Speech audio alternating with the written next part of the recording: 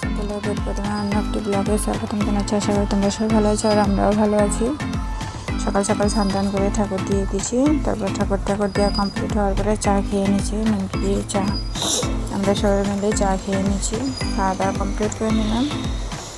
শরীরটা একদমই ভালো লাগছে না, মাথাটা ভীষণ যন্ত্রণা করছে। তারপরে উল দেখো, উল নিয়ে এসে উল আলু দিয়ে বানাবো।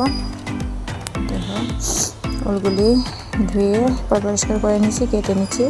কড়াইতে তেল গরম করে নিলাম, তারপরে পেঁয়াজ সামলা দিয়ে আলু দিয়ে উল বানাবো। তাই জিরার গুঁড়া, লঙ্কার গুঁড়া, নুন, হলুদ এইসব দিয়ে ভালোভাবে কষিয়ে নিয়েছি। তারপরে কষানোর পরে রান্না কমপ্লিট।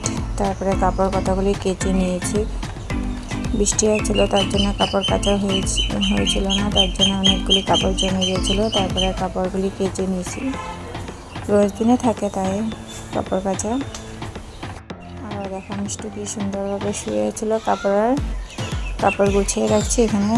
দেখো কি সুন্দরভাবে শুয়েছিল, আর শুয়ে নখ কামড়াচ্ছিল, তাই একটু আর ফানি ভিডিওগুলি ক্যাপচার করে নিলাম।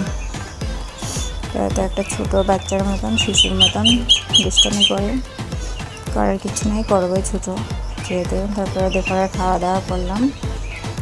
দুপুরের খাওয়া দাওয়া আলু দিয়ে উল মাখা করে বানাচ্ছিলাম, আরও শাক, আরও ডালি আসছিল দুপুরের মেনু। দুপুরে খাওয়া দাওয়া কমপ্লিট করে নিলাম।